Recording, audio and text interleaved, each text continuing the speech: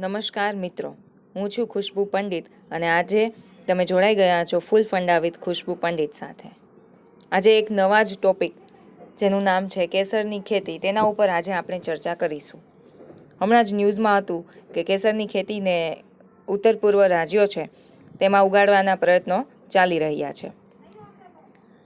તમને ખબર હશે કે કેસરનું જે ઉત્પાદન છે એ ભારતમાં ફક્ત જમ્મુ અને કાશ્મીરમાં જ થાય છે અને આ ઉપરાંત 2000 મીટરની ઊંચાઈએ થતું હોય તો એવું એક જમ્મુ કાશ્મીરનું જ એ કેસર છે. બરાબર, આ કેસરને આપણે પેમ્પોર સેફ્રન તરીકે પણ ઓળખીએ છીએ.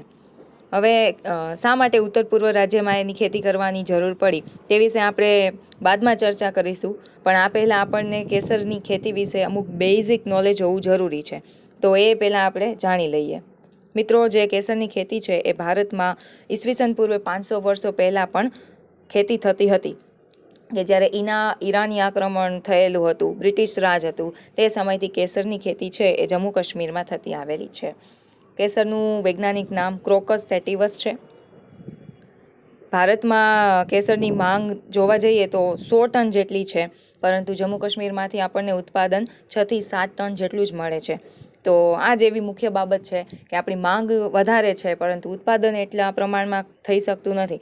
આથી જ હવે જે કેસરની ખેતી છે એને જમ્મુ કાશ્મીરમાં તો થાય જ છે, પરંતુ તેને ઉત્તર પૂર્વના રાજ્યમાં પણ લઈ જવાની વાત છે. શા માટે? તો કે ઉત્તર પૂર્વનું જે ક્લાઇમેટ તમે જોવા જાઓ તો એ જમ્મુ કાશ્મીરની સાથે થોડી ઘણી સામ્યતા ધરાવે છે. તો વૈજ્ઞાનિક પદ્ધતિથી જો તેનો વિકાસ કરવામાં આવે, તેનું ઉત્પાદન કરવામાં આવે તો સારા એવા રિઝલ્ટ મળી શકે એમ છે. ઠીક છે. ત્યારબાદ જોઈએ તો જમ્મુ કાશ્મીરમાં જ 30,000 જેટલા જે ખેડૂતના ફેમિલી છે એ કેસરની ખેતી ઉપર ડિપેન્ડન્ટ છે. તો જો ઉત્તર પૂર્વમાં પણ તેનો વિકાસ કરવામાં આવે તો સારા એવા ફેમિલી છે એને રોજગારી પૂરી પાડી શકાય. જમ્મુ કાશ્મીરમાં જે કેસરની ખેતી થાય છે એ વિશ્વભરમાં બીજા નંબરે છે, તે ઉત્પાદનના ક્ષેત્રે બીજો નંબર આવે છે. હવે જમ્મુ કાશ્મીરનો મેં તમને કીધું એ પ્રમાણે પેમ્પોર રિજિન, પેમ્પોર ક્ષેત્ર છે એ કાશ્મીરનો કેસરનો કટોરો તરીકે ઓળખાય છે, કારણ કે તે મુખ્ય ઉત્પાદક ક્ષેત્ર છે.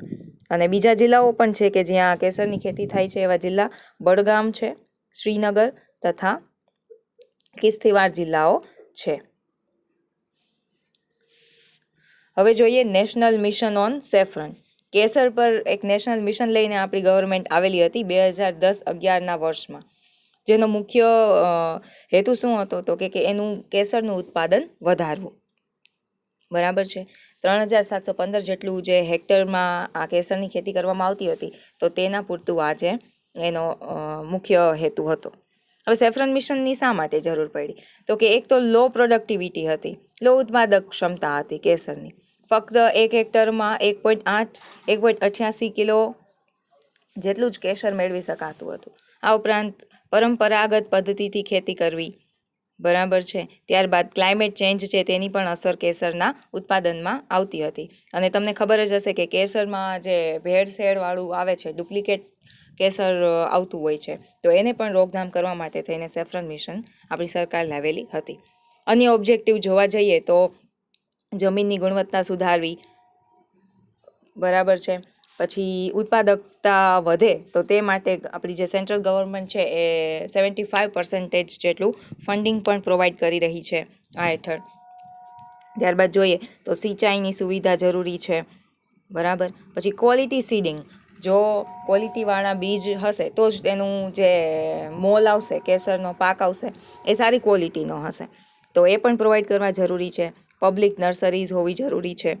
ત્યારબાદ માર્કેટના અલર્ટ મળી રહે, હવામાનની આગાહી આગોતરી જ મળી રહે ખેડૂતોને SMS દ્વારા, એવી પણ સુવિધા આ મિશન હેઠળ કરવામાં આવેલી હતી. ત્યારબાદ ઇન્ફ્રાસ્ટ્રક્ચર પૂરું પાડવું. ઇન્ફ્રાસ્ટ્રક્ચરમાં આવે કોલ્ડ સ્ટોરેજની વ્યવસ્થા હોવી જોઈએ, પછી પબ્લિક ફાર્મ્સ હોવા જોઈએ. બરાબર છે. ત્યારબાદ ટેકનોલોજી ટ્રાન્સફર, એવી મોડર્ન ટેકનોલોજી લાવો કે જેથી કરીને એની ઉત્પાદકતા વધે, ક્વોલિટી તેની જળવાઈ રહે. ત્યારબાદ તેનું ક્વોલિટી ટેસ્ટ કરવામાં આવે. ક્વોલિટી ટેસ્ટનો ફાયદો મુખ્ય એ છે કે તમને બહારના દેશોમાં જો ઇમ્પોર્ટ કરવું હોય તો એમાં પણ તમને સારો એવો ફાયદો મળી રહે. રિજેક્ટ થવાના ચાન્સીસ ઓછા છે. અને એડલ્ટ્રેશન જો થયેલું હશે, ભેળસેળ થયેલી હશે તો એ પણ ચેક થઈ જશે. ત્યારબાદ રિસર્ચમાં ખર્ચ કરવો, રિસર્ચ વધારવું. ત્યારબાદ છે પેકેજ. તમે જોયું હશે કે પેકેજિંગ વ્યવસ્થિત હોય ને મિત્રો તો તમે આકર્ષિત થઈ જાઓ છો.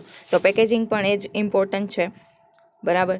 ત્યારબાદ ટ્રેડિંગને મહત્ત્વ આપવું. પેકેજિંગ જે આપણે જોઈ લીધું. મેકેનાઇઝેશન કરવું કે આમાં કેવી રીતે હોય કે એક મેઇન કન્વેયર બેલ્ટ હોય એના ઉપર બધી પ્રોડક્ટ લઈ જવામાં આવે, ત્યારબાદ તેને સૂકવવા, એની જે સ્ટિગ્મા છે એને સૂકવવામાં આવે. ફ્રન્ટ પેજ ઉપર જો મેં ફોટો મૂકેલો છે કે આ જે છે એનું ફ્લાવર છે કેસરનું, બરાબર. એમાંથી એના આ જે સ્ટિગ્મા છે એને અલગ કરવામાં આવે અને એને ડ્રાય કરવામાં આવે અને એ રીતે કેસર બનતું હોય છે. લાંબી પ્રોસેસ છે તે બનવાની, બરાબર. તો આ હતા એના ઓબ્જેક્ટિવ્સ. તો નેશનલ મિશન આપણે 2010-11ની સાલમાં લાવ્યા, તો એનાથી આપણને એચિવમેન્ટ શું થયા છે? તો એચિવમેન્ટ ઘણા બધા મળ્યા છે મિત્રો.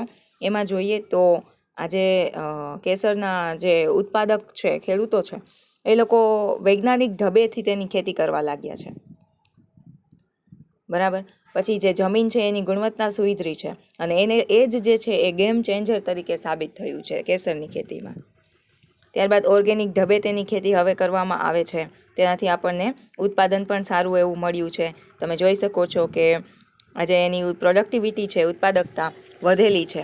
પહેલાં 1 હેક્ટરમાં 1.8 કિલો કેસર મેળવી શકાતું હતું, એની બદલે આજે 5 કિલો પર હેક્ટર આપણને કેસર મળે છે.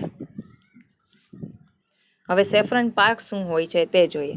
આ જે સેફ્રન પાર્ક છે એની અંદર ફ્લાવર આવી જાય કે કેસરના જે ફ્લાવર આવી જાય તો એને જ્યારે પિક કરી લેવામાં આવે એના પછીની જે પ્રોસેસ છે એ સેફ્રન પાર્કમાં કરવામાં આવતી હોય છે, જેમાં ડ્રાઈંગ, ગ્રેડિંગ, બરાબર. પછી તેને સેપરેટ કરવું પડે. એ બધી પ્રોસેસનું ધ્યાન છે એ સેફ્રન પાર્કમાં રાખવામાં આવતું હોય છે,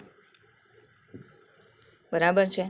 ત્યારબાદ તેમાં ક્વોલિટી સ્ટાન્ડર્ડ્સ મેન્ટેન કરવામાં આવતા હોય, બરાબર. એડલ્ટ્રેશન તો નથી ને તેનું ચેક કરવામાં આવતું હોય, સર્ટિફિકેશન, એ બધી પ્રોસેસ છે એ સેફ્રન પાર્કમાં થતી હોય છે, બરાબર. ટ્રેડિંગ તેમાં પ્રોવાઈડ કરાવવું એક્સેટ્રા. પછી જો તમારા જે ઉત્પાદન છે સેફ્રનનું એ જો વધારે હોય તો એના માટે પણ તમને કોલ્ડ સ્ટોરેજની વ્યવસ્થા છે, જેથી તમે આખા જે ફ્લાવર્સ છે એ ફ્લાવર્સને જ કોલ્ડ સ્ટોરેજમાં સ્ટોર કરી શકાય અને જરૂરિયાત પડે ત્યારે તેને ડ્રાઈંગ અને આ ઉપરની જે પ્રોસેસ છે એ ફરી રિપીટ કરવામાં આવે. કેસર માટે જે ટેમ્પરેચર છે એ 0 થી 5 ડિગ્રી સેન્ટીગ્રેડ તેમાં એ કોલ્ડ સ્ટોરેજમાં મેન્ટેન કરવામાં આવતું હોય. આ ઉપરાંત જે હ્યુમિડિટી એટલે કે ભેજ જે છે એ 90 થી 95% જેટલો છે એમાં રાખવામાં આવતો હોય છે. તો હવે જોઈએ કે કેસરની ખેતી છે તો એના માટે કઈ કઈ એવી કન્ડિશન્સ છે કે જે જરૂરી છે કેસરના ઉત્પાદન માટે. તો એના માટે મિત્રો જે કેસર છે એનું ઉત્પાદન આપણે ભારતમાં જોવા જઈએ તો જૂન અને જુલાઈની સિઝનમાં કરવામાં આવતું હોય છે. અમુક ક્ષેત્રોમાં તે ઓગસ્ટ અને સપ્ટેમ્બરના મહિનામાં પણ તેની વાવણી કરવામાં આવતી હોય છે અને એનું જે ફ્લાવરિંગ છે, એના ફૂલ આવવાની શરૂઆત ઓક્ટોબરની સિઝનમાં કરવામાં આવતા હોય છે, બરાબર છે.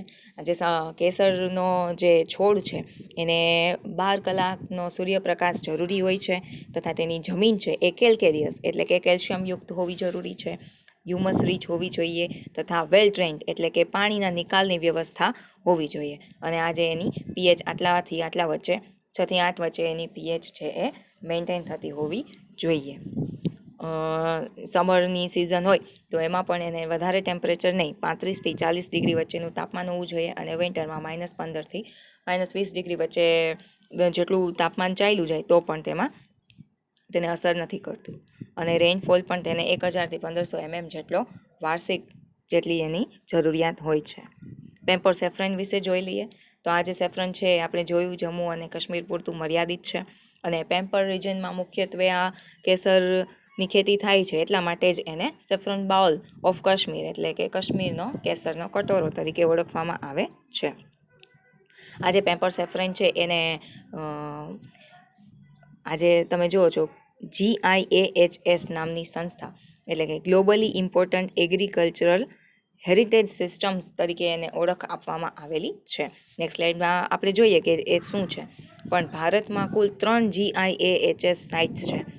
કઈ તો કે એક કેરળમાં છે કુટનાડ, ત્યારબાદ ઓડિશામાં છે કોરાપુટ અને એક આ પેમ્પર સેફ્રન કાશ્મીરનું. આ 3 સાઇટ છે એને GIAHS તરીકે ઓળખવામાં આવે છે.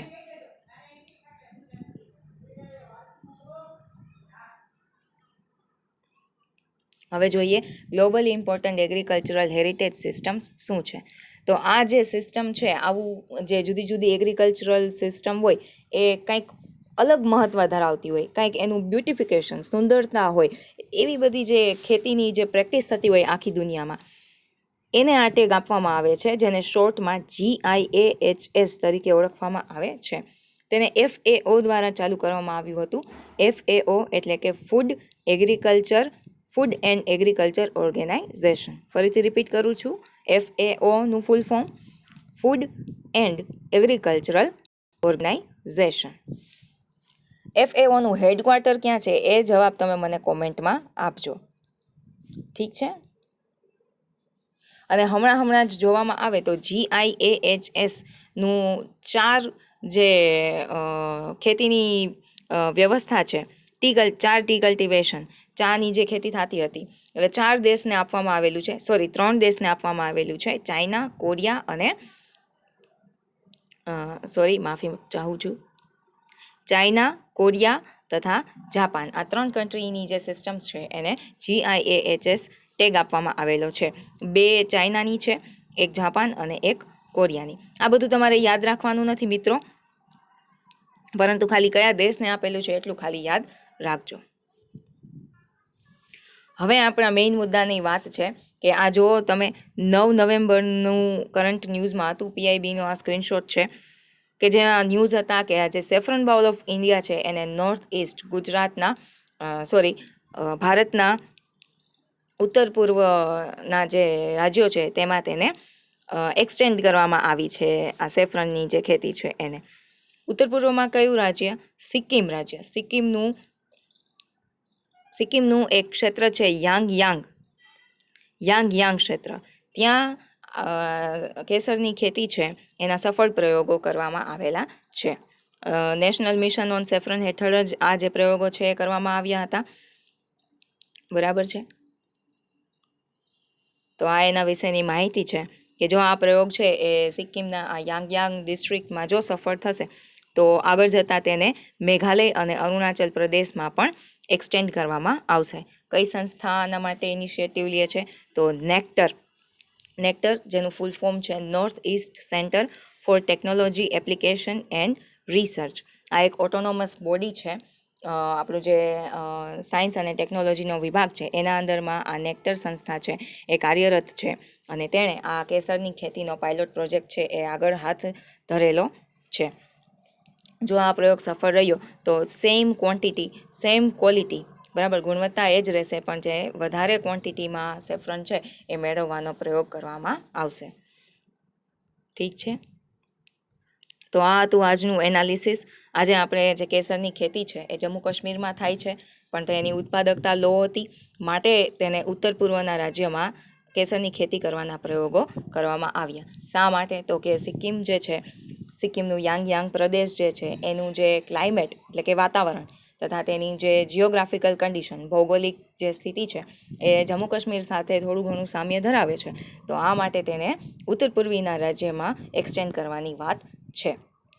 એનો પ્રયોગ સફળ રહ્યો છે. અત્યારે તેમાં ફ્લાવર પણ કેસરના આવી ગયા છે, અને જો આ જ રીતે પ્રયોગ સફળ રહેશે તો તેને મેઘાલય અને અરુણાચલ પ્રદેશના ક્ષેત્રમાં પણ આગળ એક્સટેન્ડ કરવામાં આવશે. ફરી મળીશું નવા ટોપિક સાથે. ત્યાં સુધી થેન્ક યુ. અને જો તમને મારો આ એનાલિસિસ છે એ ગમ્યું હોય, પસંદ પડ્યું હોય તો વિડીયોને લાઇક કરજો, શેર કરજો અને સબસ્ક્રાઈબ કરવાનું ભૂલાય નહીં. ત્યાં સુધી C you. Have a nice day.